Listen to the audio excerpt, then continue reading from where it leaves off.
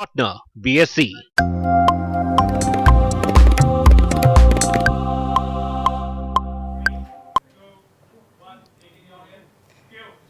Hello and welcome to Business Today Television. A very happy Diwali to you all who are tuned in. With me today, my co-anchor Aba Bakai. I'm Siddharth Zarabi, and with us also Udayan Mukherjee, the global business editor of Business Today Television. Welcome to you as well.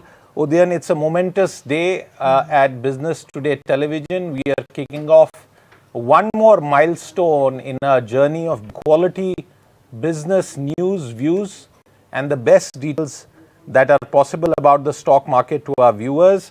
Great to have you with us.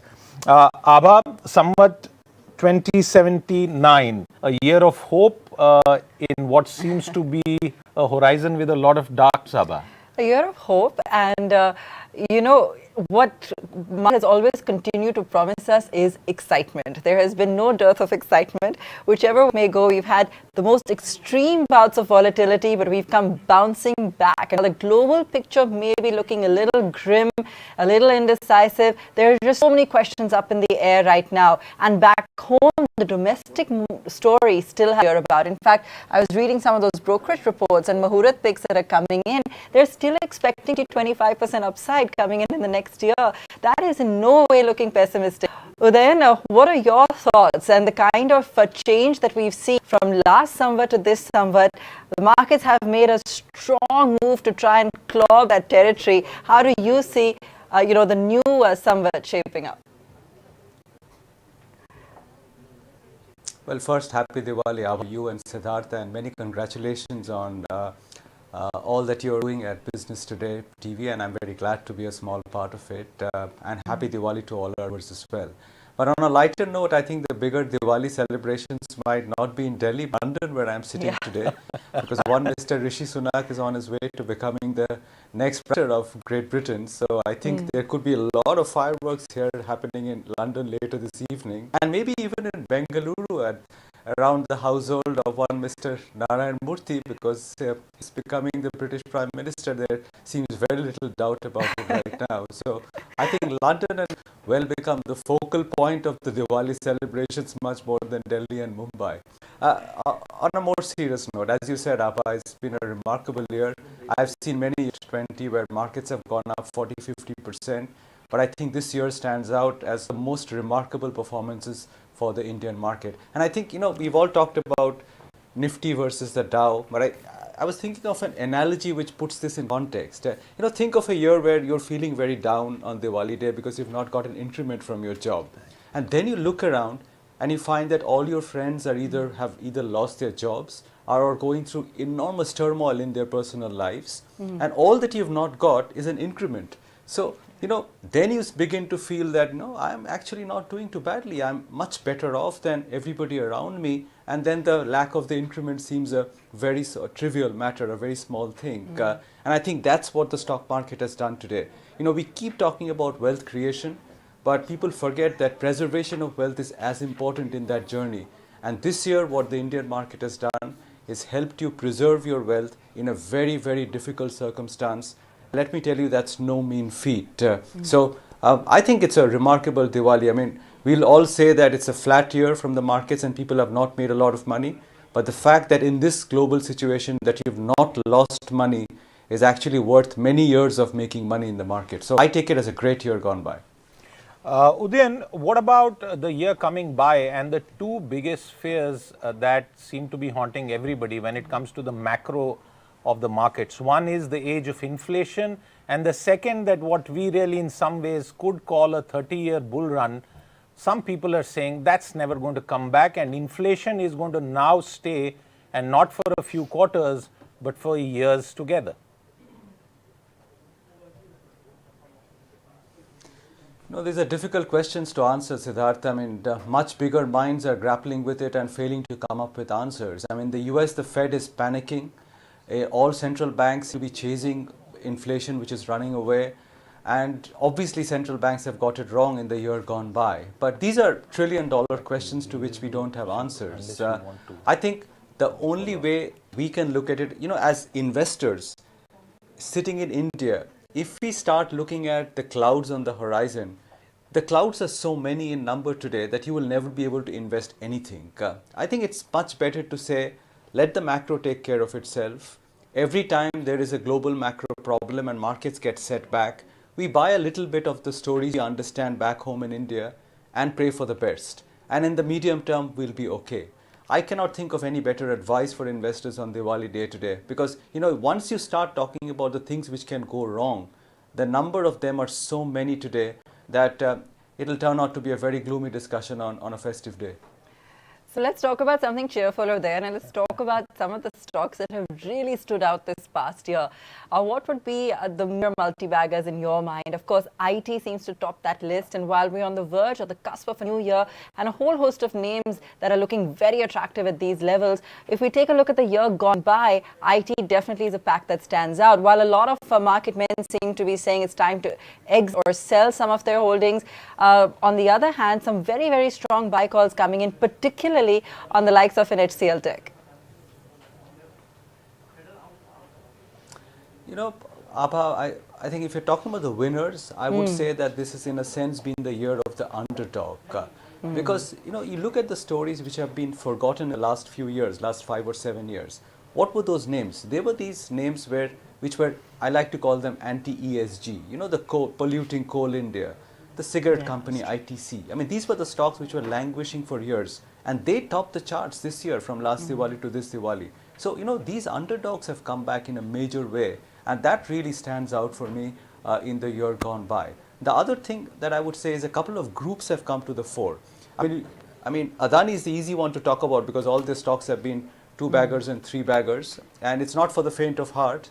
But, you can't deny that this has been the year where Adani has put its stamp on the Indian stock market in a major way. Time will tell whether they can hold up this kind of performance or live up to this kind of a stock price performance. And I know that there are a lot of disbelievers, as many as believers, but you can't take away the price performance from them. And the other group which has really shown in the market this time around is the Mahindra and Mahindra group. I mean, you look at M&M as a stock over the last many years, it was just a typical muddling along kind of a name, stuck at 800 rupees perennially. But this year, that 40% jump in a flat market makes M&M stand out as a very interesting kind of a stock, because I think something they did, that capital raising on the electric vehicles front, that I think just sort of flipped a switch in the mind of the market or for investors, and M&M is a group which has really come to the fore. Also, the other thing I would point out, Abba, is that it's been a year where more than sectors, I think it's individual stocks within sectors which have done well. I mean, I'll give you an example of pharmaceuticals, where on one hand you've seen stocks like Cipla and Sun do so well, and on the other hand you look at names like Lupin and Natco and Ipca, they have languished.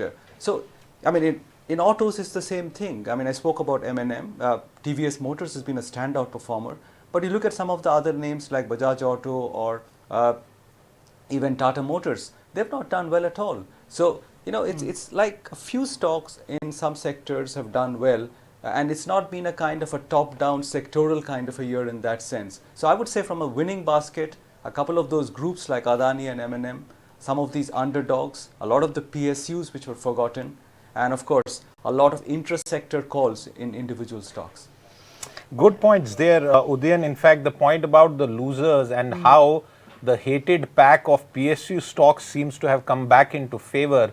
Who would have imagined Hindustan Aeronautics, for example? But taking that point forward, so what would you advise to those who actually believe that the markets are not a video game and are serious investors? What would you tell them in terms of how they should rebalance, churn their portfolio, considering some of the losers that they may have in their portfolio? Siddharth, the two I think which are hurting the most in people's portfolios now, I would say IT. Abha was talking about it, but it's a year when the IT index is down 20%. And at the start of the year, I would imagine, I also believe that IT will actually do well, but then the war started and everything in the Western world became so cloudy that despite the move in the rupee, IT as a sector has done very poorly. Infosys and TCS are still fine, they're down 10% on the year, but you look at a Wipro down 40%, and that's been one of the howlers of the year. And you look at the entire mid-cap IT pack, which a lot of domestic investors own, that has been a serious letdown. So I think that's a big question mark on whether it's time to buy those stocks again, or these stocks will suffer more under the global gloom before they bottom out. And the other sector where there was a lot of hope at the start of the year, Siddharth, was real estate. Everybody was talking about a new real estate cycle in India after many years. So realty as a sector was expected to perform. But if you look at the BSE Realty Index, or you look at individual stocks, the stars like Godrej Properties, India Bulls Realty, etc., they're all down 30-40% on the year. So that story has not played out. So I would say IT and real estate have been two of the biggest disappointments of the year, and people need to do a lot of soul searching vectors. I mean, that aside, there have been some mini themes which have worked out. I mean, you look at divestment as a theme. BPCL has been one of the biggest dogs of the year. That's because the government just could not get it despite promises. And I think one of the biggest swords of the year gone by has been the debacle of the LIC IPO, because stock's down more than 30% from its debut price. So these are some of the things that will stand out in what has been otherwise a very resilient year for the markets. And speaking of LIC, insurance as a sector has done very poorly. Even the hallowed HDFC Life Insurance has done so poorly this year. So that's another sector. You look at the Dr. Lal Path Labs and Metropolis Healthcare, those have been absolute howlers of 30-40% years. So I think there have been lots of pockets which have not done very well, where one needs to go and sift and see if they have reached attractive valuations. And of course, I'm not mentioning the Zomatos of the world, because all three of us, what kind of a year they have had. Well, that's correct. And as we slip into a short break, we'll come back with more on 2079, the new Samvat. Stay with us.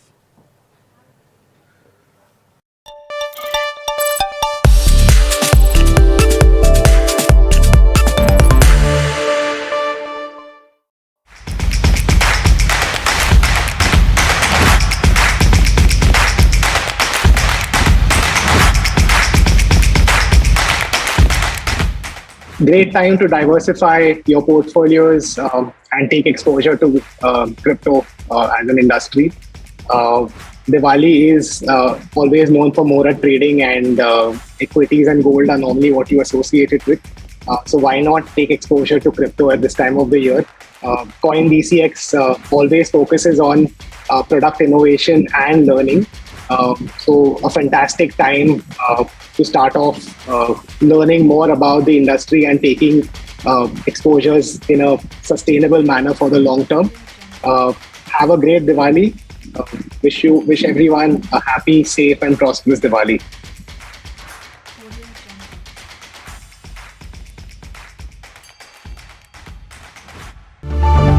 The men and women who built Indian industry, and the young guns who are shaping tomorrow's India. From storied careers to unicorn dreams. The equity market is a dynamic space that needs sharper insights and perfect timing. What stock, what fund, what to pick and what to sell. How do you make money on the markets? And what are the superior strategies for a winning portfolio? Your questions answered by 30 years undisputed leadership. Only with Business Today Television. For over 140 years, we have partnered India's growth story, a journey that was synonymous with noise and cacophony. Is today silent, yet more dynamic. Technology now runs one of the fastest exchanges in the world. BSE, experience the new.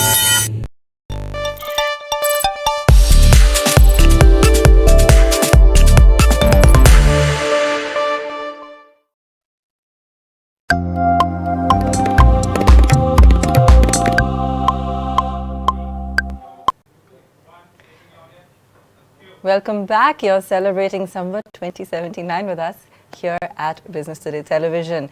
Udayan Mukherjee also with us live from London.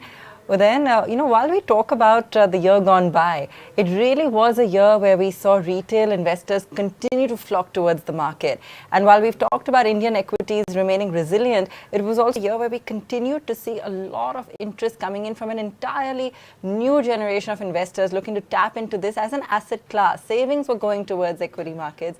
All other asset classes seem to be losing favor, so to speak. Do you feel this will continue to be the trend going forward, or what really stacks up the case for Indian equities versus other asset classes at this point?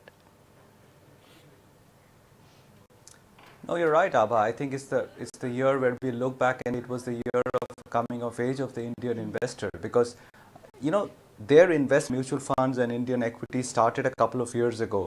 But this is the year where they were tested. At many points, markets were down 10-15%, but they did not blink. Points, they slowed down a little bit, but then came right back into the market. But then I'm just going to we absorbed 3.7 lakh crores. Sorry. No, I was just actually going to just refer to the fact that the Muhurat session has also opened. So we continue our conversation. We're just alluding to the ticks and at the BSE, some celebrity action. Ajay Devgan there. and you can see this Sensex up, the Nifty up. Very clearly the standard Muhurat session starting, and we have all people decked up. This is after a break, Abha.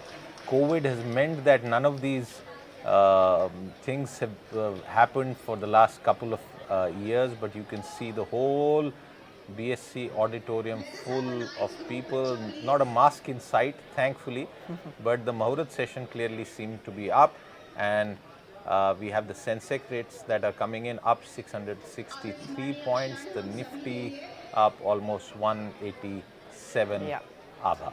It's looking good, and this is actually pretty strong for a Muhurat trading session.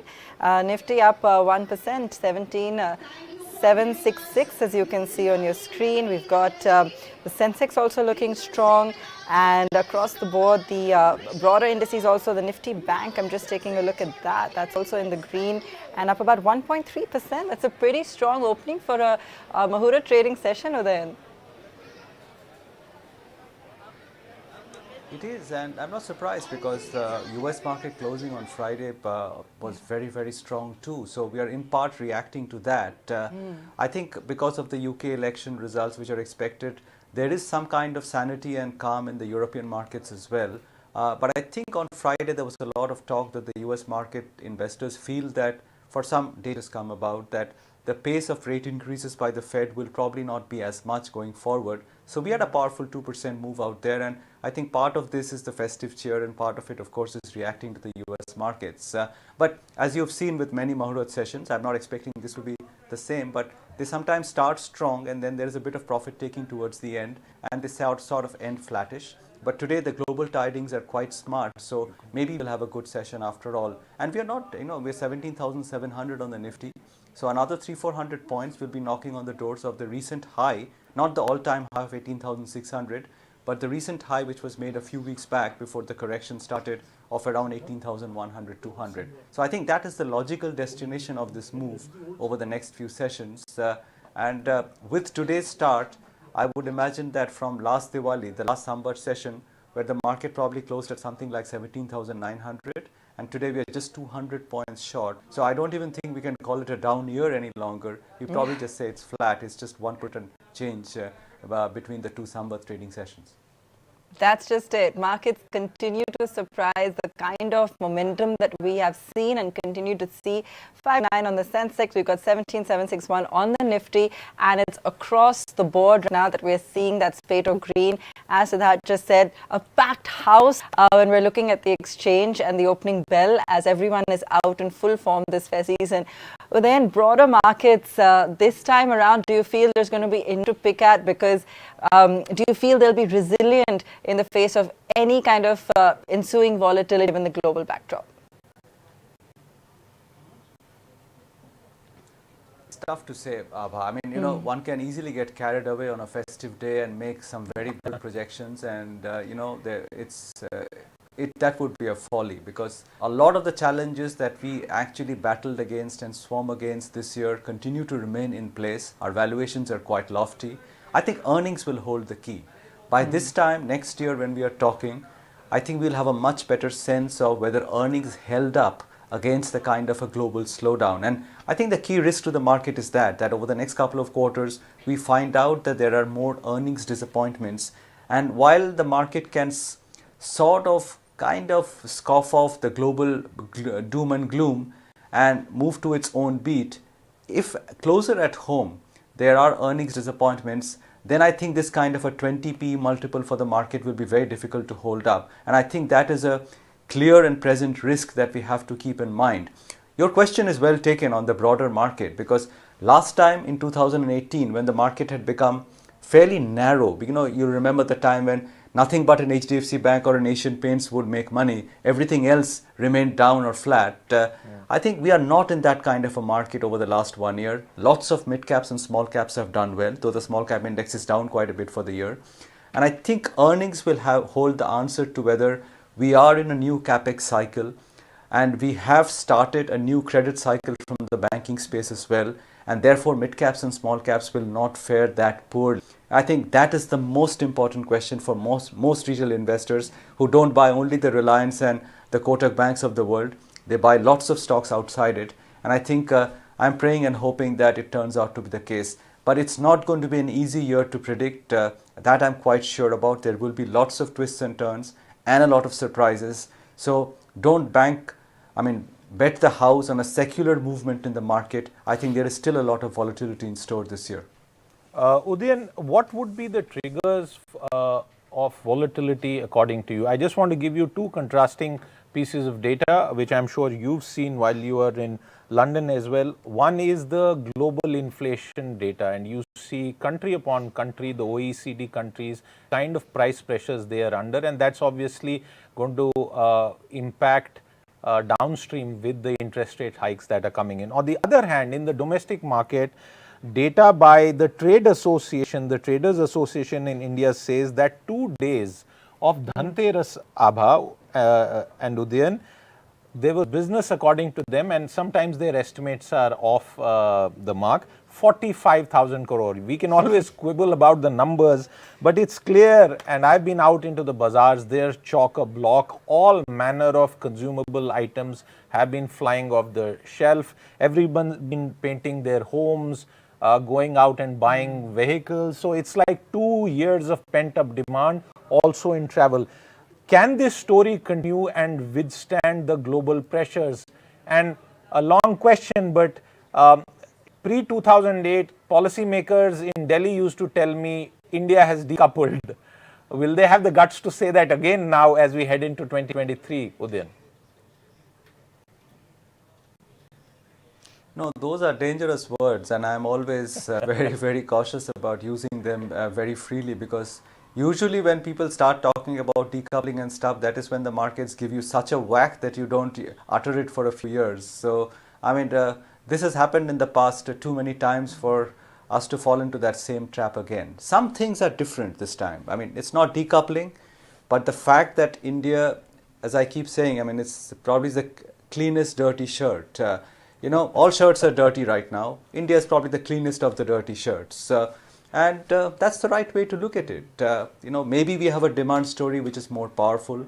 And I think the other metric, you were talking about global inflation, Siddharth. The other thing is that if you look at the last 1 year, Diwali to Diwali, in the US, in Germany, in the UK, interest rates or the bond yields have gone up more than 250 basis points. That's a hell of a lot for a developed economy. In India, where we call ourselves developing, our bond yields have only gone up about 120 basis points. So bond yields in India, curiously, have gone up by only half of what they have gone up in more developed and advanced economies. So that might belie a conviction that India's inflation problem is not as bad as the global inflation problem, and sooner or later it will start coming down. Again, time will tell whether we are correct in that hypothesis, but that seems to be what the street has priced in. On demand, I think everybody on the street agrees that these couple of months will be great, because as you said, there's a lot of pent-up demand. It's what happens next quarter onwards. I think the worry is once you get into November, December, January, February,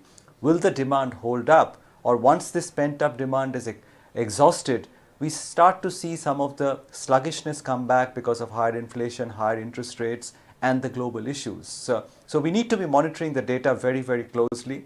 India's case is not one of doom and gloom, but we cannot divorce ourselves completely from the environment that we are trading in. So then one question which is everyone's favorite at this time of year is always, what's the expectation going forward into the new year in terms of levels to watch out for or the kind of positive returns one can anticipate? Are you in line with the thinking that 20-25% is possible, or is that more specific stocks? If you're lucky, keep a reasonable expectation of maybe 12 to 15%. And what are your expectations when it comes to the benchmarks? My expectation is that the market will surprise us, Abha. I don't know which way, because right now, everybody's expectation is that the next 3 to 4 months will be very volatile. When they say volatile, they probably mean that the market will correct. That's the sort of euphemism people use for a downbeat prediction on the market. They say the next 3-4 months will be volatile, and then things will start improving. So basically, that means that people are waiting on sitting on cash. They're waiting for the markets to correct because of the global doom, which is when they will invest the money and deploy the cash, and then the markets will go up and reward. Markets usually have a habit of surprising. If that is the consensus, the markets might do the opposite. The markets might actually rally first and defy all expectations of a correction in the near term. And just when you begin to feel that behind you and we are off to the races, then the markets sort of earnings slowdown and a global inflation problem that is sometime next year, see a correction then. That would be more painful in my eyes, because then hopes would have dwindled and then the correction would have knocked you back. But I think these kind of surprises be amply expected over the course of the next few months, because we are in very, very uncertain. I mean, how can you stick your neck out and talk about a 25% return when there is raging in the world? And it takes a switch of a button from a mad politician, change all your predictions of 20% return over the next year. So, very unprecedented kind of terrain that we are living in, and therefore to make is going to be very difficult. As I said, the only thing to do is to change your time, not look for the next 1 year, but say what will happen in Diwali 3 years out, 5, and then it becomes probably a slightly better chance of success in predicting what lies ahead. That's exactly what the Indian investor that you spoke about seems to be doing. They're saying, okay, we take your notes of caution on board, but we are here for the term, and we will take the volatility in our stride and keep getting invested in the market. So my Diwali thing is hats off to the maturity of the Indian investor, because I have not seen in the last 20 years this level of maturity from the Indian investor, and I hope their maturity pays off without them being brutally hurt over the course of the next 12 or 15 months because of some global problem. Absolutely, absolutely, Udayan, and thank you very much for those views. We'll slip into a short break. On the other side, we'll see Amisha Vora, Joint MD of Prabhudas Leeladhar, also with us. Stay with us, back in just a few moments from now.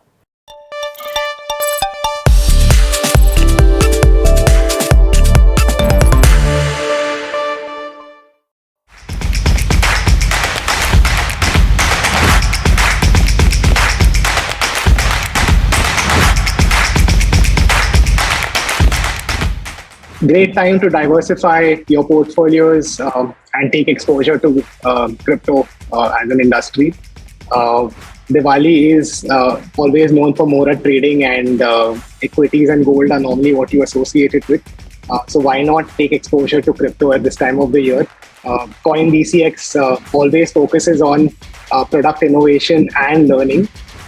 So a fantastic time to start off learning more about the industry and taking exposures in a sustainable manner for the long term. Have a great Diwali. Wish everyone a happy, safe and prosperous Diwali.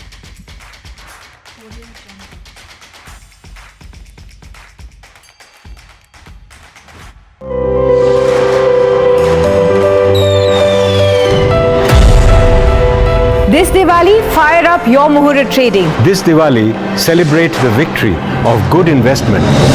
Welcome Devi Mahalakshmi into your homes this Diwali. Sweeten your portfolio this Diwali with Business Today TV. For over 140 years, we have partnered India's growth story.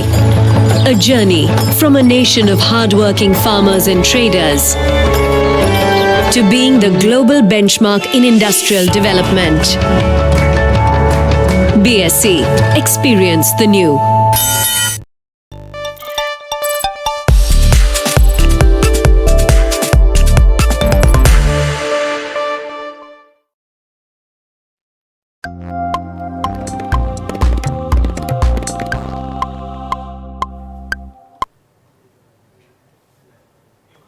Welcome back. You're with us here on BTTV, and joining us now, Amisha Vora. Always a pleasure having you with us, Amisha, and on this festive occasion. Must get your thoughts as we come into the new year with a bang. We're seeing a fantastic opening this Muhurat session, and you're looking lovely. I can see it's your, already all ready for the puja. Tell us, Amisha, what are you hoping to see from the markets this year?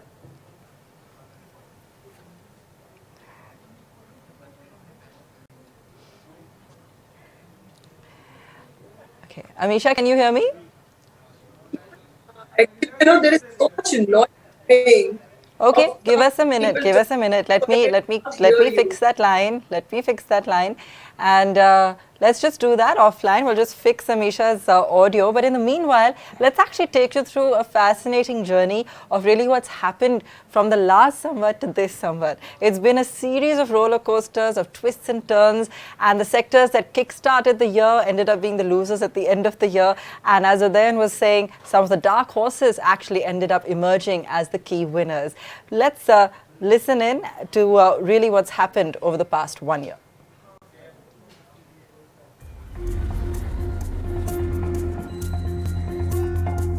It's been a roller coaster ride no investor would have expected a year ago. During the Muhurat Trading on 4th of November 2021, those expecting a reprieve and stability on the Dalal Street after the ravages of COVID found themselves staring at a nightmare. Triple-barrel shotgun. It was one crisis precipitated after another.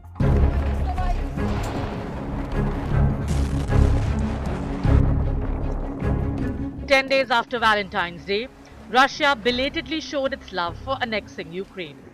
The rolling thunder of tanks triggered a spike in oil prices and a crisis in food grain supplies, given that Ukraine and Russia are two of the biggest exporters of wheat and oilseeds. The unavailability of Russian crude and gas, particularly in the West, sent energy prices skyrocketing.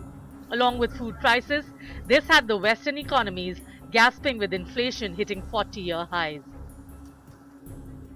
Central banks across the world rushed to rein in this price rise by the only monetary tool at their disposal: interest rates. Rates have hit a 14-year high in the US and 42-month highs in India. This resulted in foreign investors withdrawing around 2 trillion rupees in the so-called hot money from India, preferring the safer havens of mainland US. The impact was softened in part by the 3 trillion rupees domestic investors poured in equities. This, however, meant unprecedented volatility in the markets. The Nifty, which started its Samvat 2078 journey from 17,1907, scaled a high of 18,308 on the 17th of January.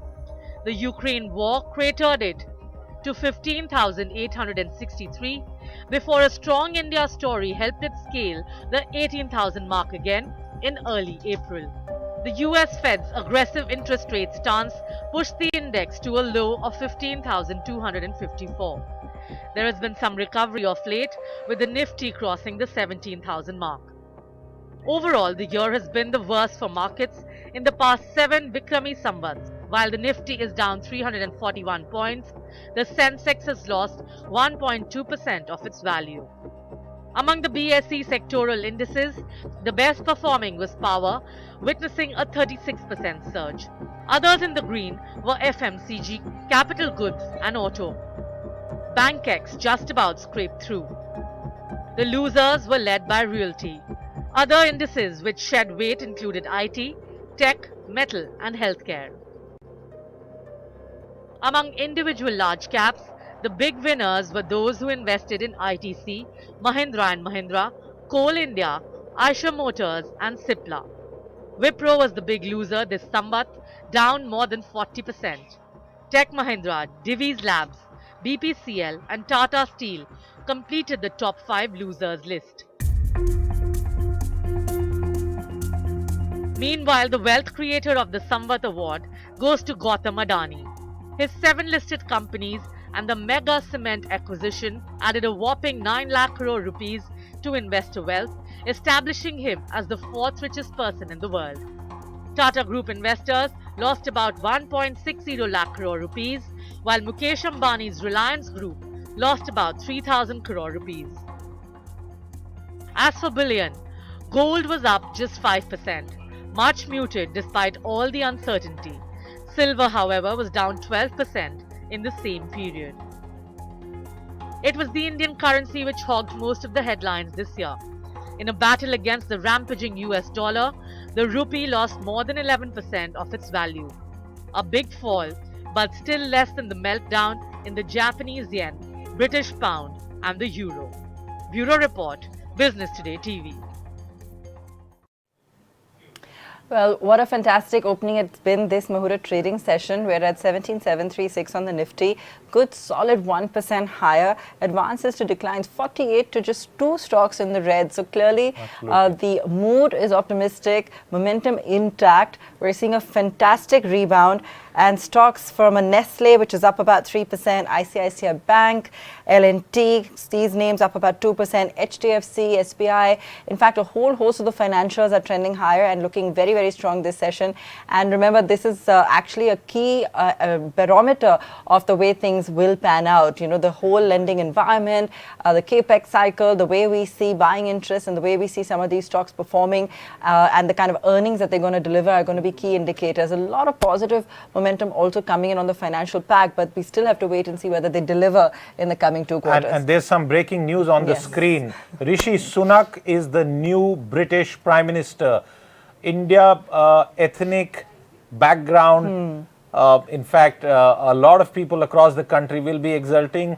The pound, which had been battered and crucified, as some people said, Abha, hopefully that's not going to be the case. Rishi Sunak is the new British Prime Minister. Breaking news right up there on your screen at this point of time, Abha. And the Indian market's taking all of this in their stride. Like you said, it's a sea of green, this brief Muhurat session, Abha. You know, they've all been awaiting stability. That's what everyone's been awaiting. The fact that, you know, whether it's Rishi, whether it's somebody else, that there's going to be stability in the Eurozone. And of course, he's going to be critical to that. They should have just elected him the first time. Well, very clearly. And I think all the electors realized the mistake that they made. And I remember what Rishi Sunak had said during a debate with Liz Truss when it came to funding those the tax cuts. And that's what really broke the back of the pound, Abha, and raised all those questions. And then, of course, it's also a comment about British politics at this stage. And we have more details of how this has come to pan out. His chief opponent has dropped out of the race. So Rishi Sunak headed towards being the next British Prime Minister. And he's the youngest. He's the youngest British Prime Minister in modern times. Absolutely. And someone who understands business, understands finance, was a steady hand. And I think the pound should do better. The 5th UK Prime Minister in 6 years, Rishi Sunak, Abha. Yeah. But you know what's important, Siddharth, apart from the fact that they've managed to re-elect a leader and seemingly put things back on track in that sense, he's still going to have enough of a majority to really be able to do decisive things when he's in power. Remember when Obama got elected as well, he struggled for a long time. Well, clearly the struggle for Rishi is economic, and I think you will see the British currency react and react positively. The second element is the age of inflation that's sort of all over the Western world and by default even developing countries. That's going to be the second point where Rishi Sunak will have to spend a lot of time in stabilizing prices in the UK economy, especially given the winter session. But we'll get you more of that. Let's head across to market veteran, a guru of the Indian stock market, someone who's told you how to make money and make sure that you don't lose it. Madhusudan Kela, welcome to the show. Madhu, a very, very warm and happy Diwali to you and the family. It's in some ways been an extraordinary year in the Indian markets and the global markets. A flood of liquidity now getting sucked out and the resulting chaos that we are seeing. But the big question really is, what about returns as we go forward, Diwali to Diwali, Madhu? There is no doubt that the Nifty returns year on year has been negative. But when you look deeper, a little bit deeper in the market, so even though the mid-cap index has remained flat, there are more than 200 stocks which are up more than 20% in last 6 months. There are more than 300 stocks which are up more than 30% in the last 3 months, right? So market depth is telling us something else, and of course mid-cap and small cap have been a better performer than the larger market itself, right? So that's one way, and clearly, undoubtedly, I don't know, it is too early maybe to conclude, but there is something about Indian markets this time. I have not seen this kind of strength in Indian market, for so many years. I've been tracking markets vis-a-vis global markets. So if you look at, I have this data here.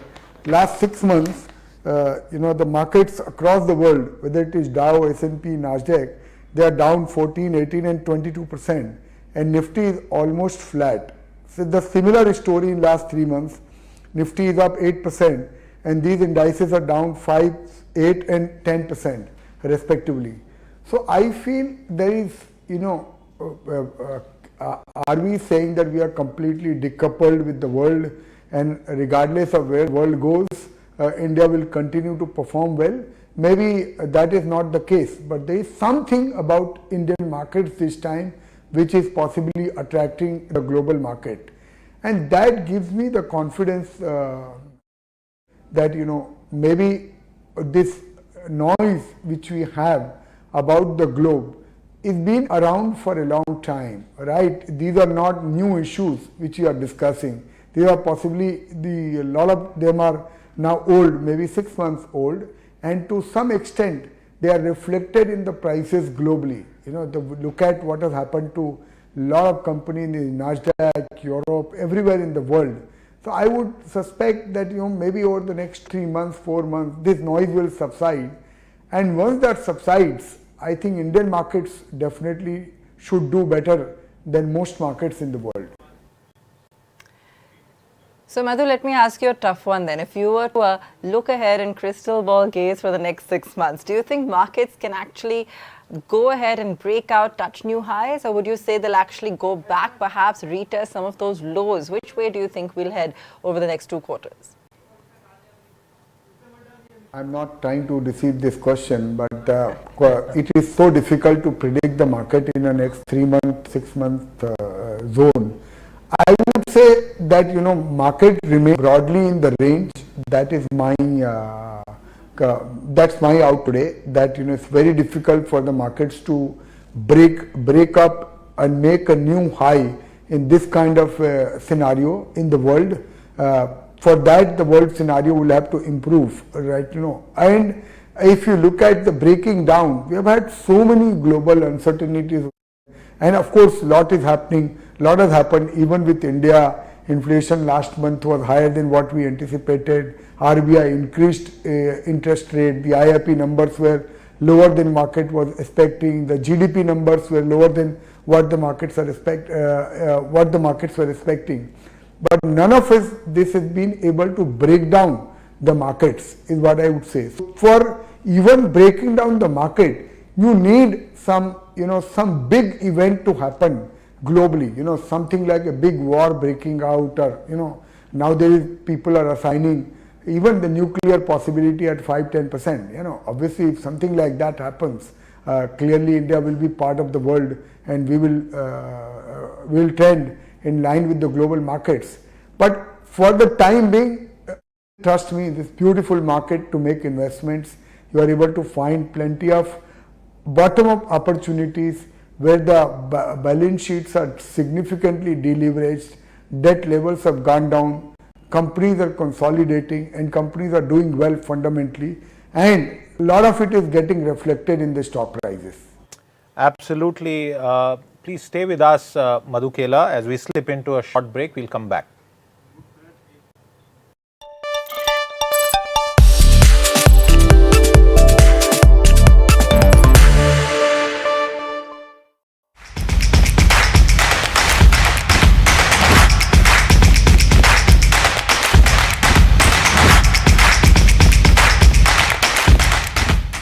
Great time to diversify your portfolios and take exposure to crypto as an industry.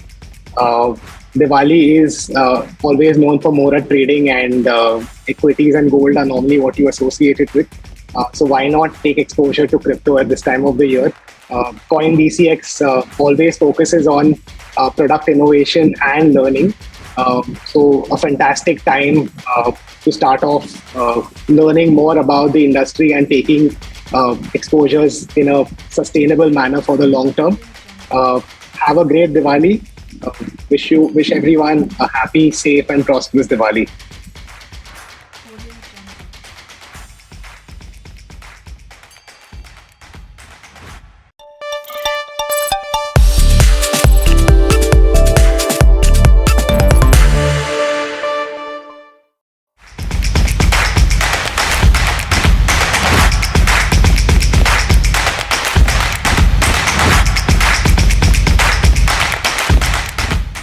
Great time to diversify your portfolios and take exposure to crypto as an industry. Diwali is always known for Muhurat trading, and equities and gold are normally what you associate it with. So why not take exposure to crypto at this time of the year? Coin DCX always focuses on product innovation and learning. So a fantastic time to start off learning more about the industry and taking exposures in a sustainable manner for the long term. Have a great Diwali. Wish everyone a happy, safe and prosperous Diwali.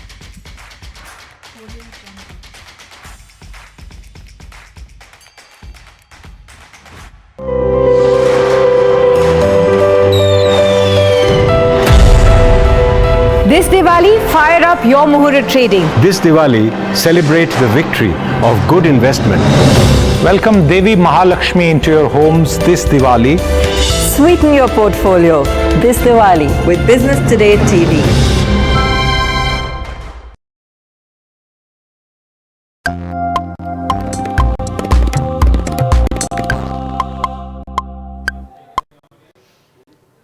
Welcome back. You're on BT TV celebrating the auspicious occasion Muhurat Trading Samvat 2069. And it's looking cheerful on the exchange. Take a look at some of those gainers. In fact, almost all stocks are in the green. Adani Enterprises, Ports, Apollo Hospitals, Asian Paints, Axis. Remember, stocks like Asian, Axis have been particularly, in demand of late, have been very popular. Lots of strong brokerage calls coming in. Bajaj Auto jumping into the pie. I've got Bajaj Finance, which is a perpetual favorite. BPCL, so even some of the movers are participating today.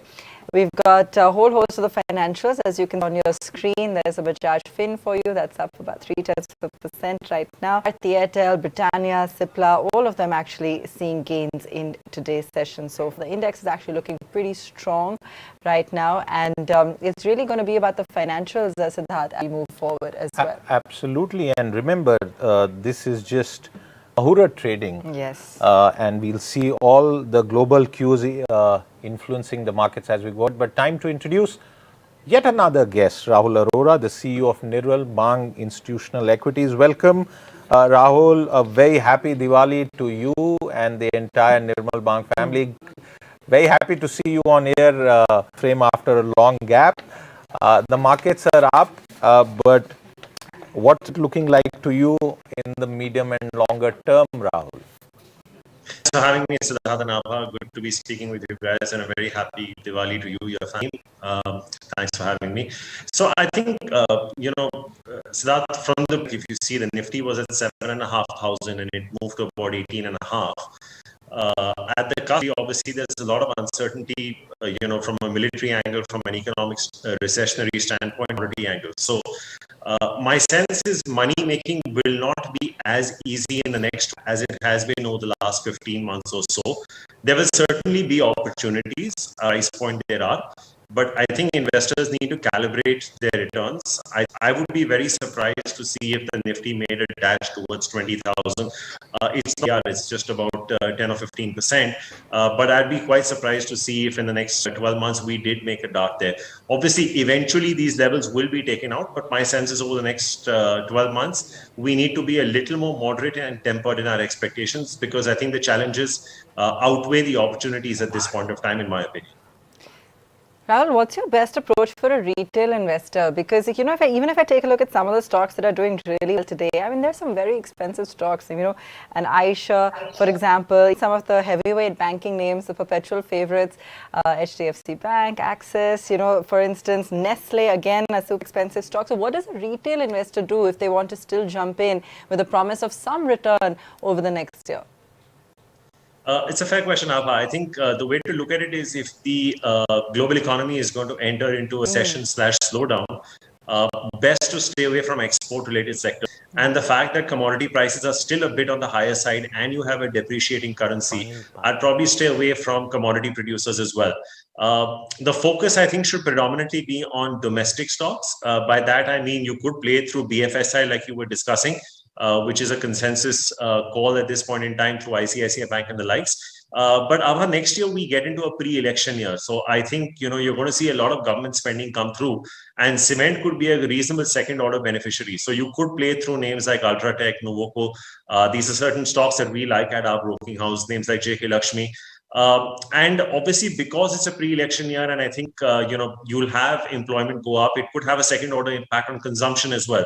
So you have names like Lever, Britannia, etc., that have not done too well over the last 12 to 15 months. You could throw in a Dabur. I think there's an interesting play there. So I think cement, banks, FMCG, and to some extent, the bottom of the pyramid, auto. So two-wheelers, names like Hero, TVS, Bajaj, those could be interesting plays as well. So I think keep the focus domestic. Even within pharma, I think domestic pharma plays like Cipla could be an interesting theme to play. So that's the way I would look at it. Stay away from commodity producers right now. Stay away from export-related sectors. Keep the focus slightly more domestic consumption, and play the government spending theme pre-election via cement, names like Ultratech and Nuvo. Rahul, what about the PSU pack? We saw some of them come back after years of being in the wilderness, really. It's an interesting observation, Prashant. And Siddharth, if you read Prashant Jain's article that he wrote when he left HDFC, it talks extensively about his investments into PSUs and how they underperformed over a period of time. And it was a fascinating read.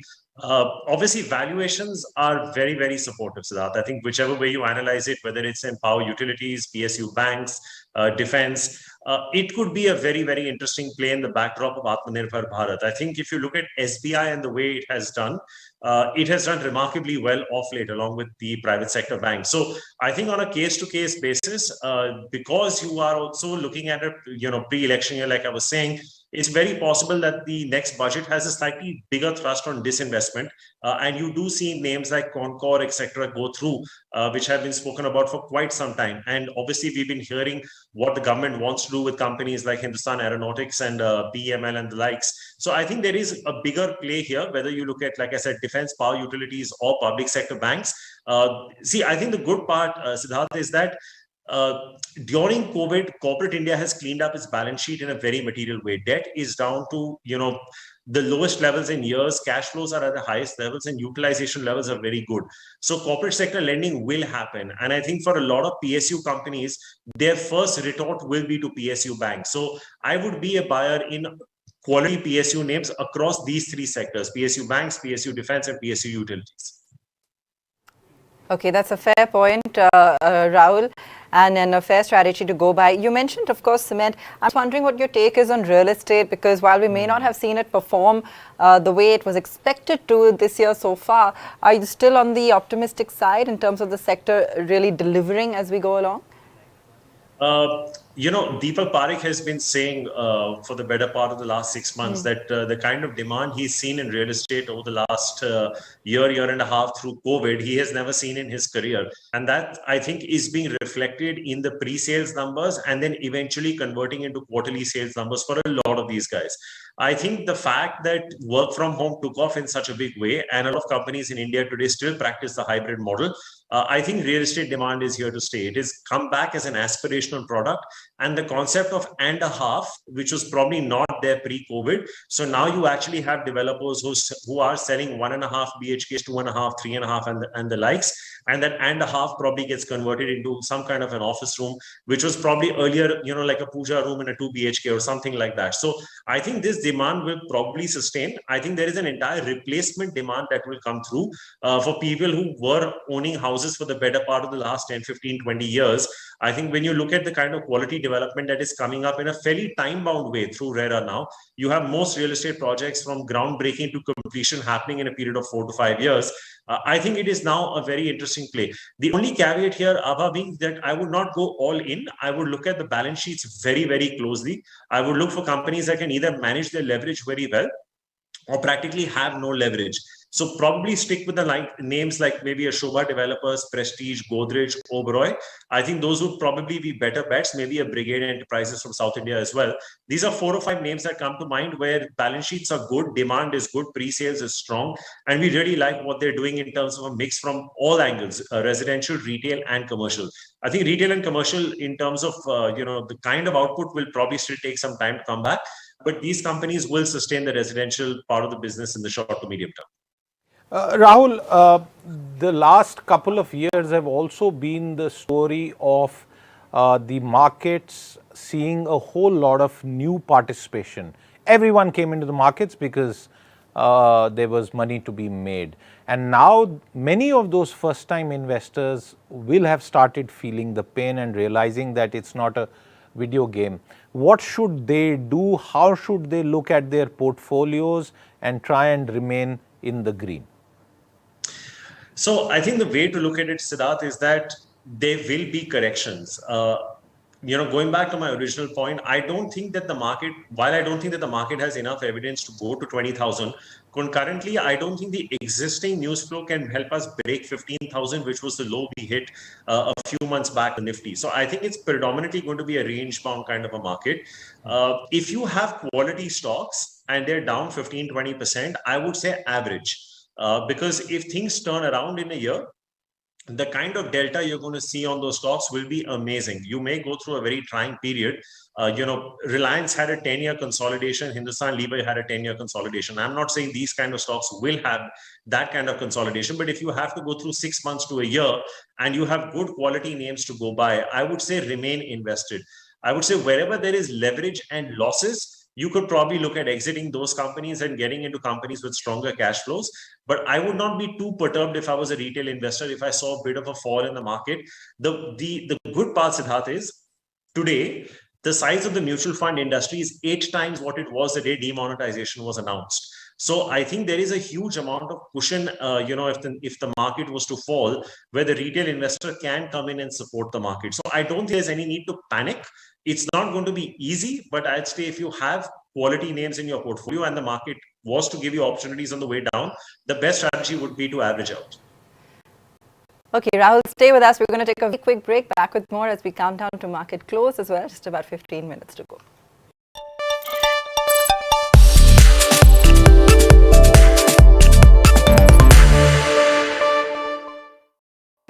For over 140 years, we have partnered India's growth story. A journey from a nation of hardworking farmers and traders to being the global benchmark in industrial development. BSE, experience the new.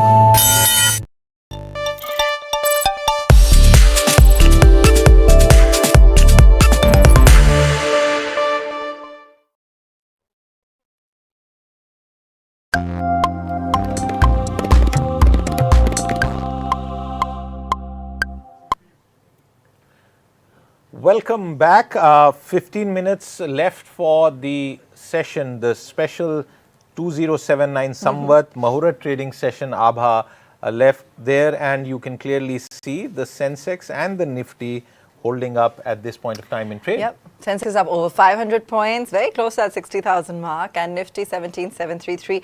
And, the fact is we're just seeing a phenomenal session play out here. Advanced decline ratio is tilted pretty much all in the positive as we speak.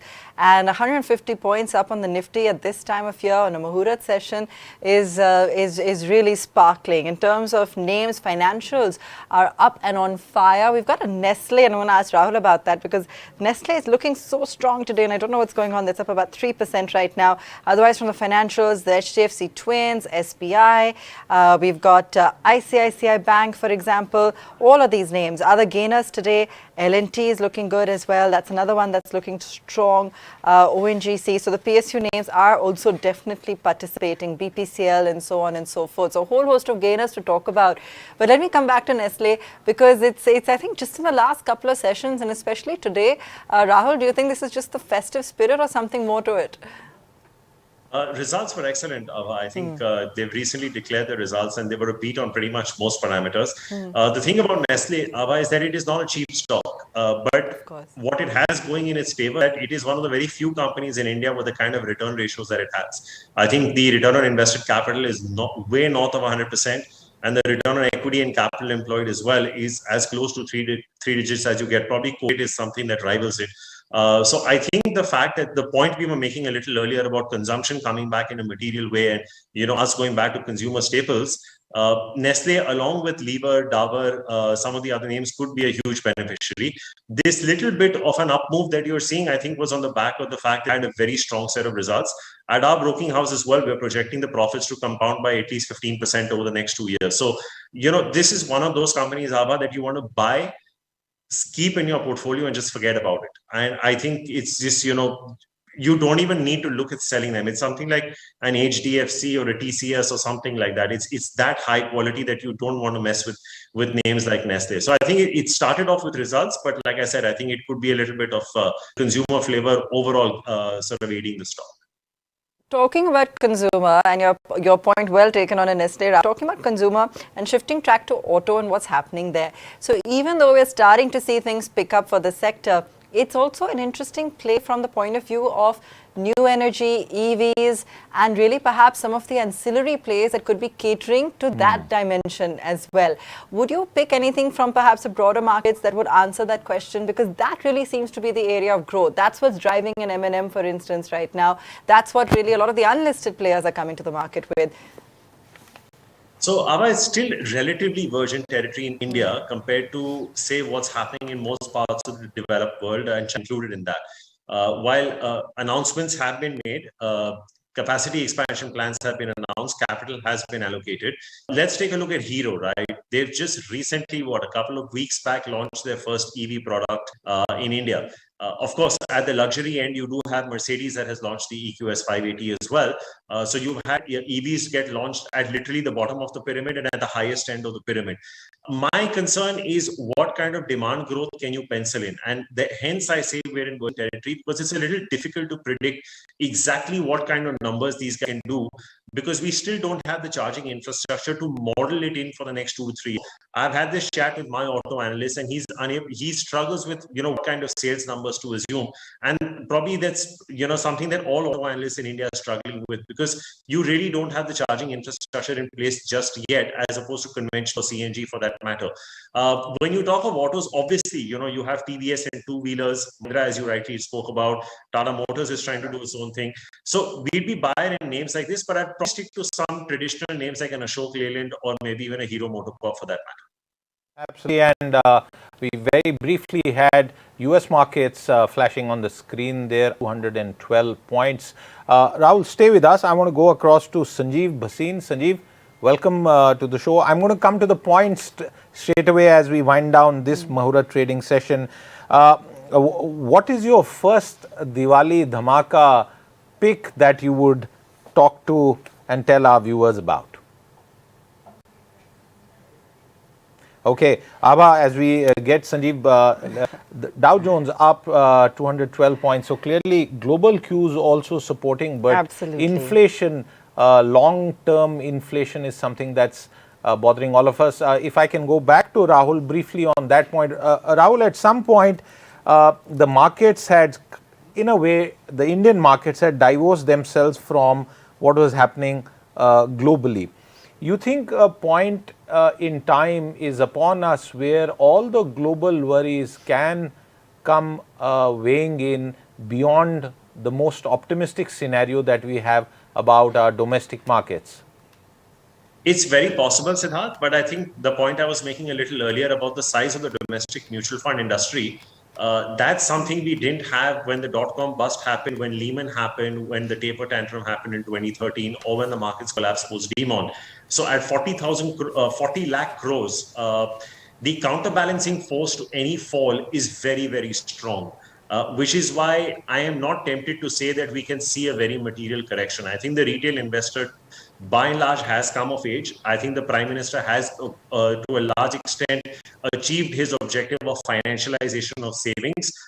We can see monthly numbers of SIPs where 8 to 12,000 crores of SIPs are coming in every month. He's actually succeeded in making this a very productive asset class, and a lot of the seen that monies can be made with quality. So I think this time, or the decoupling phenomena we talk about, applies a little bit because size of the industry. It has now become so large that it is worthy to talk about, which was the last 4 or 5 major falls that we saw, domestic or global. So to that, I think this, this talk of decoupling to some extent holds. That's why I think the point you made that India has outperformed of late, this is the reason DIIs have been so strong. Otherwise, Siddharth, I'll tell you, you would remember perhaps 2013, if you had this kind of FIs selling, the markets would not be at 17.5.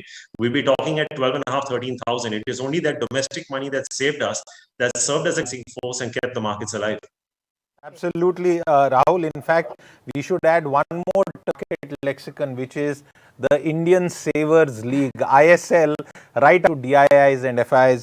But Sanjeev Bhasin, I believe we're with him now. Abha, quick one really at this stage as we count down Muhurat Trading close. What's your first Diwali pick this Samvat? My first pick is a share called Canfin. Canfin Homes has a book of around 40,000 crore and the market cap is just 5,000 crore. This is one of the best plays on the, it's one of the top 3 leaders, and it has a delinquency ratio of less than 0.5. There was a little bit of volatility because the present MD had reasons, and now the company is clarified they are in search of an external CEO, all guns blazing. And you can imagine that in a ticket of 80 lakhs, this has got the biggest market share. So I think this stock is headed to 750 before next Diwali, maybe more. But this is an amazing buy. So this is one of our top picks. What about leisure, hospitality? Sanjeev, I know it's a space you track, and with all the frequent travel that's been taking place, do you see further opportunity? What's your favorite pick from this space? Airports, that's GMR, Indigo, and Ashok Leyland, all 3 are conduits for travel. So my second pick is actually Indigo. I think Indigo is gaining market, yields are rising, and with the problems with SpiceJet and others, it share. Plus, flights are going chock-a-block, and actually, I think this can go off 2023 from here. I have a 2,500 on this. Sanjeev, one more point, and this is cement, and with Adani's entry into this sector, is this something that can throw up opportunities in the days and months ahead?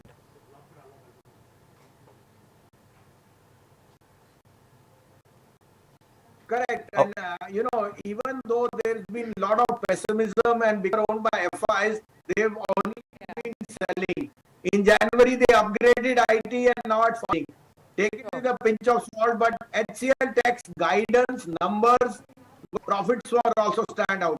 At 14 years, 1 year forward, you cannot ask for a better tech, and BFSI is roaring for them. There is no indication whether Infosys, TCS or HCL Tech of any Right. weakness which they foresee. Realize that there is volatility, but Right. HCL Tech would be my top pick. It has been from 900 level, it's above 1000, but I'm looking at the performer from here till next Diwali. Okay, Abha, back to you for the markets. A great session really today. It's a great session. It's, of course, on names like Nestle, but it's the financials. I mean, just watch them go. In fact, even on Friday, we saw a whole host of financials hitting 52-week highs. We've seen a spate of them doing really well, everything from a Federal to an IDFC First, South Indian. And in fact, today it's been Axis, SBI, HDFC Twins. Everything is really standing out. Really good sign. This Muhurat trading session has been a firecracker, and it really vindicates, I know it's too early to tell, but it does vindicate the market men that have been how the domestic story is resilient and intact. And the fact that it's, as you said, it's the whole generation of retail investors, domestic institutions that have back in this market, and in fact have also showed some maturity and resilience in how to ride the kind of waves of volatility that we've been seeing. Absolutely. Rahul, I want to take that point a little further because there's some amount of concern, and you yourself have seen the journey of the markets and the participation of the retail investor. A few years ago, a serious discussion beyond maybe a mention on the retail participants would have not drawn a great response. But now I think it's a big issue. It's a societal issue, and we've seen COVID drive people towards the markets. The markets are not a video game. A lot of market gurus like you keep saying that. For all those people who may have entered the markets in the last couple of years believing it was a video game, you could just press a button and make a little bit of money. What's this next year going to be all about? Siddharth, nothing in life is linear, whether it's markets, jobs, relationships, nothing. I think everything goes through its ups and downs. And I think if you have that at the back of your mind, in the Bhagavad Gita as well, there is enough and more wisdom about how nothing in life is linear. So I think, don't get too carried away. I think as the great, movie Wall Street, Gordon Gekko said, never get emotional about stock. I think if you get your price, exit, be disciplined. If you like something and it falls, learn to average. It's the best way to make money. Don't think that, just because the stock is falling, the world is collapsing around you. Eventually, stocks all go up. And, both of you have been talking so much about financials. Just take a look at Bajaj Finance. The stock actually fell 50% from its 52-week high, and then not only went back to that high, but made a higher high after that. That's a lesson in itself that, if you have quality, have the stomach to see a fall through, because India is a story that will head to a 25,000 Nifty. It will head to a 30,000 Nifty. You just have to bear the cost. There are not too many people who would have at the peak of the pandemic, Siddharth, and this includes me or anyone else you talk to in the market. How many people at the peak of the pandemic told you at a 7,500 Nifty you'll be at 18.5 in just about a year or 15 months? That's the beauty of it all. It's a very optimistic statement to make, right. But as the late Rakesh Jhunjhunwala said, just be bullish on India. The rest will take care of itself.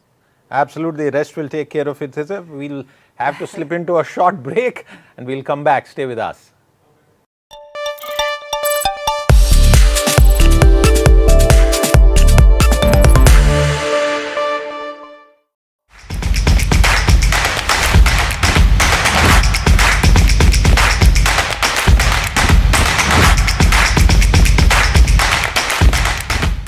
Great time to diversify your portfolios and take exposure to crypto as an industry. Diwali is always known for Muhurat trading, and equities and gold are normally what you associate it with. So why not take exposure to crypto at this time of the year? Coin BCX always focuses on product innovation and learning. So a fantastic time to start off learning more about the industry and taking exposures in a sustainable manner for the long term. Have a great Diwali. Wish everyone a happy, safe and prosperous Diwali.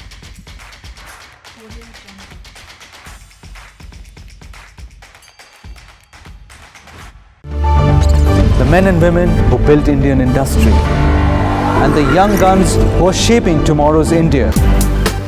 From storied careers to unicorn dreams. The equity market is a dynamic space that needs sharper insights and perfect timing. What stock, what fund, what to pick and what to sell. How do you make money on the markets? And what are the superior strategies for a winning portfolio? Your questions answered by 30 years undisputed leadership. Only with Business Today Television.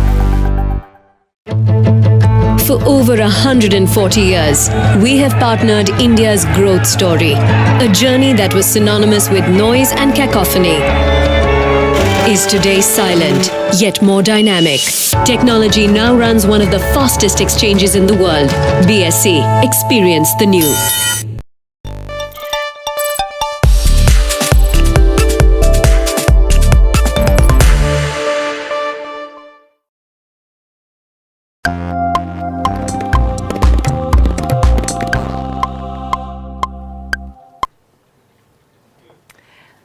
Welcome back. You're with us here on BTTV on the auspicious occasion of Muhurat Trading, and we're winding down the session now. It's almost 7:15. It's a bumper offer Diwali. Not only are the numbers coming in when we talk about the kind of spending people have done this festive season, but just take a look at the kind of trading that's taken place on the exchange in this 1 hour of Muhurat session as well. Markets are up 500 odd points on the Sensex, just very close to 60,000. Nifty 17,738 up 162 points. It was a firecracker session, really, and it shows you the kind of conviction that traders are seeing in what is to come. Earnings have been pretty decent so far in some of these heavyweights. Few key indicators. Of course, there are always a few negative surprises, but stood out today. And Nestle was up 2.5%, for example. We saw very moves across the financials, and for me, that was the highlight. I mean, if you just take a look at the kind of action we saw across, and this is coming off on what we saw on Friday as well, that momentum really continued to play into today's session. It wasn't just a damn squib of a Muhurat session, 2 trades for good luck. This was a proper session with the market putting its stamp of approval and say here to stay, and we're going to ensure we ride this storm out.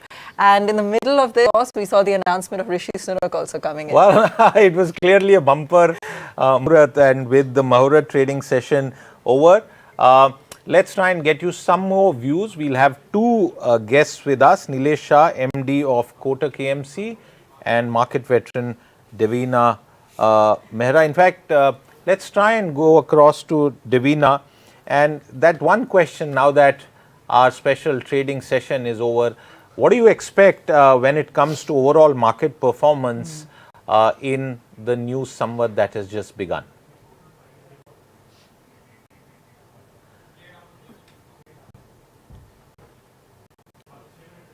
Okay, Abha, while we get okay. Reason for that is 2. One is on an absolute scale also. We had a whole decade of very poor performance. So 2010 to 2020, Indian equity markets did not even beat fixed deposit returns. You just had barely above 8% compounding. So 2020 middle onwards is when you started to see some returns. So, the danger of a big crash is always when you're far above the trend line. You're not even at the trend line just now. Even relatively speaking, again, you had a decade when you were globally always in the underperforming category. So out of 40, 42, you would be 24, 25, sometimes 21.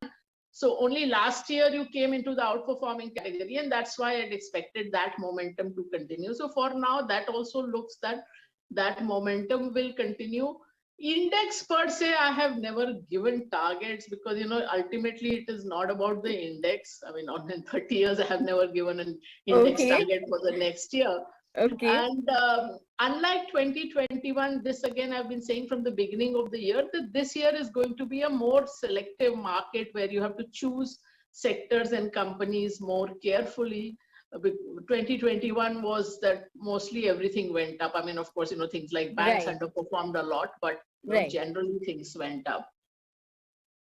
Right. Devina, very clearly time to be cautious, but let's head across to Nilesh Shah, Abha. And as we get him through, the question really is the same one in some ways, Abha. What will 2079 or 2079 in terms of the Samvat year play out? Will it be a year of wealth creation in the Indian stock markets, or is it a year where you should be very cautious with your bets? Nilesh, your thoughts on that question? As we stand today, I think it will be unfair to assume that next year will be year of wealth creation and there won't be any worry. Next year will be year of wealth creation for a disciplined investor who can take market volatility on stride, who can be a long-term investor. There will be challenges to the market from global scenario, which is deteriorating rapidly.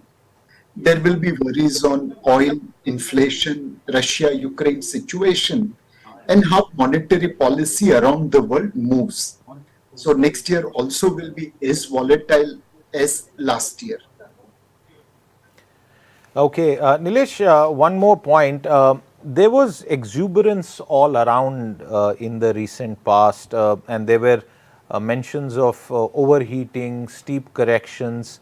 What do you think about valuations at this point of time?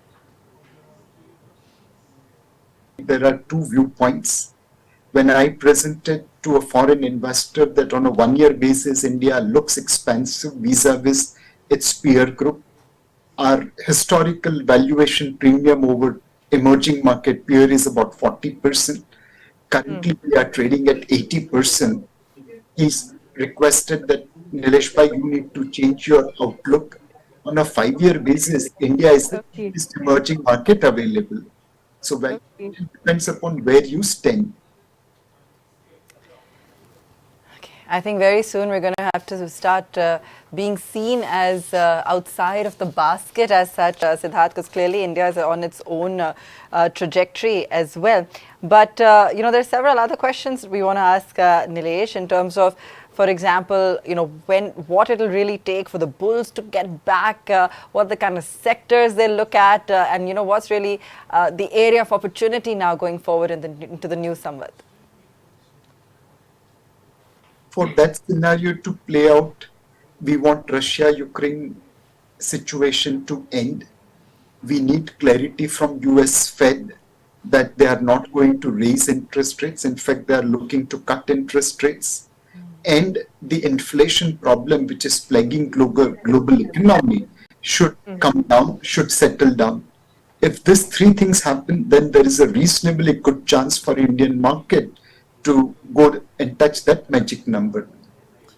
Nilesh, most sectors in the last 1 year have witnessed a massive correction, except perhaps for the Nifty Auto and FMCG.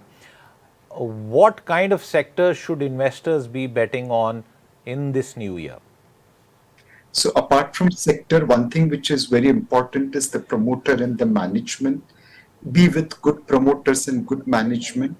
Don't get lured by just past performance. From a sectoral point of view, at Kotak Mutual Fund, we are bullish on banking and financial services.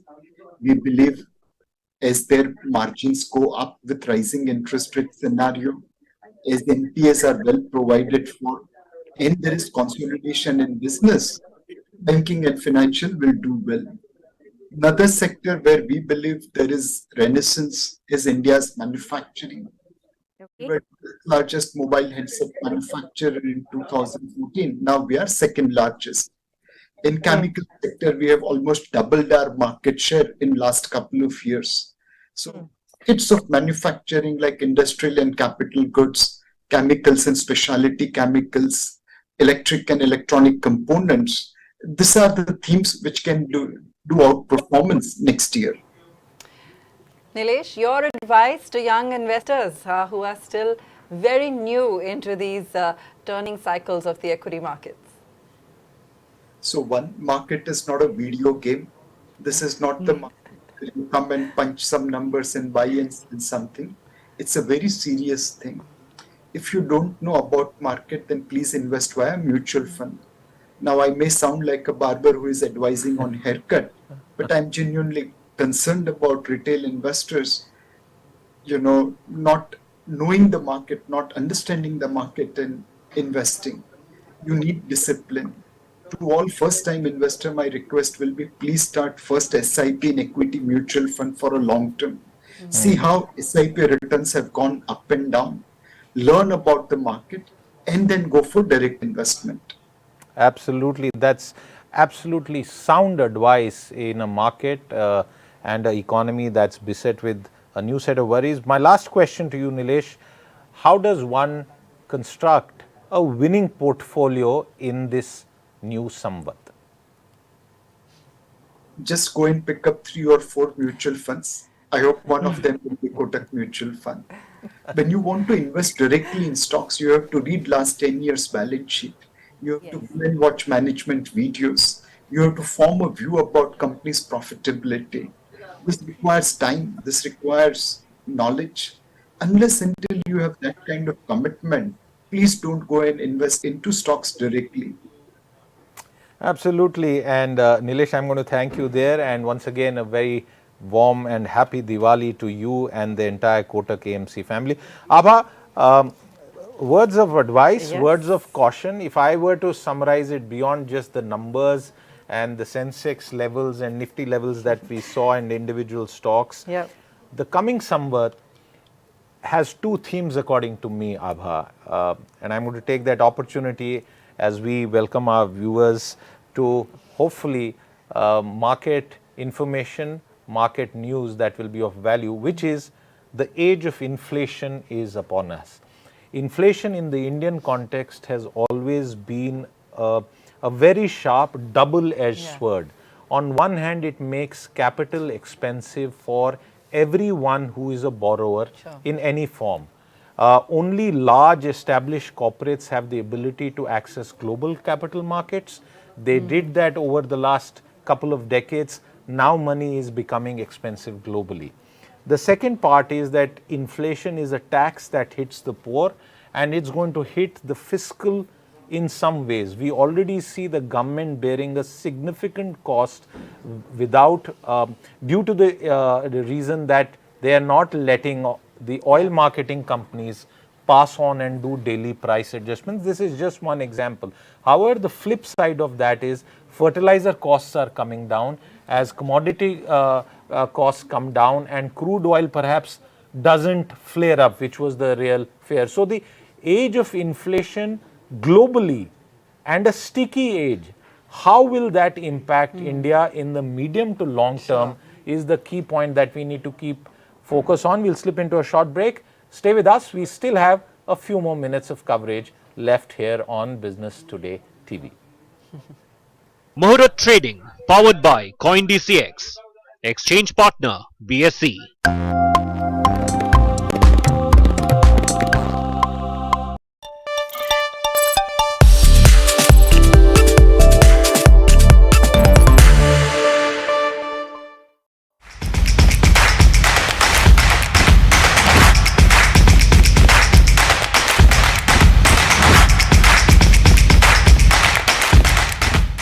Great time to diversify your portfolios and take exposure to crypto as an industry. Diwali is always known for Muhurat trading, and equities and gold are normally what you associate it with. So why not take exposure to crypto at this time of the year? CoinDCX always focuses on product innovation and learning. So a fantastic time to start off learning more about the industry and taking exposures in a sustainable manner for the long term. Have a great Diwali. Wish everyone a happy, safe and prosperous Diwali.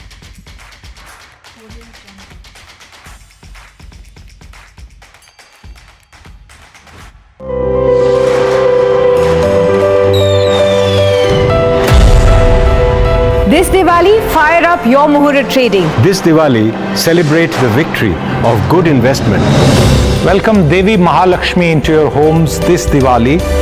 Sweeten your portfolio this Diwali with Business Today TV. For over 140 years, we have partnered India's growth story. A journey from a nation of hardworking farmers and traders to being the global benchmark in industrial development. BSC. Experience the new.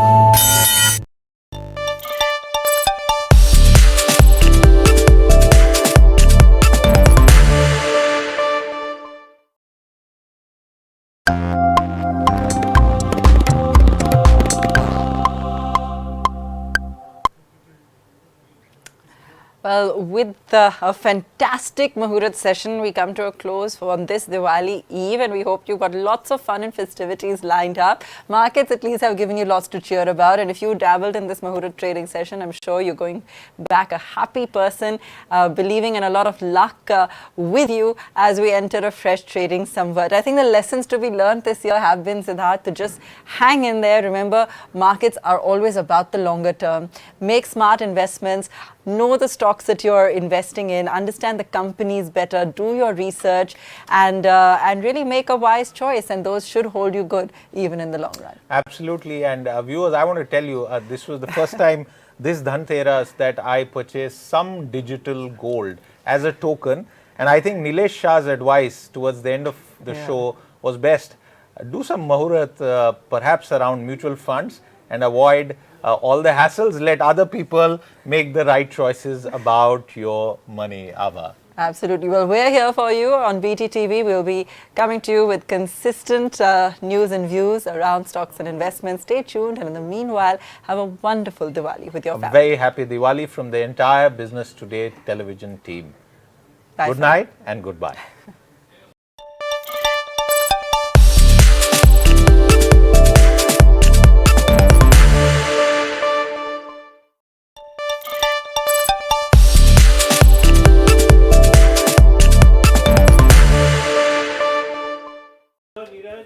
Sam, pride of place, इथे बीच में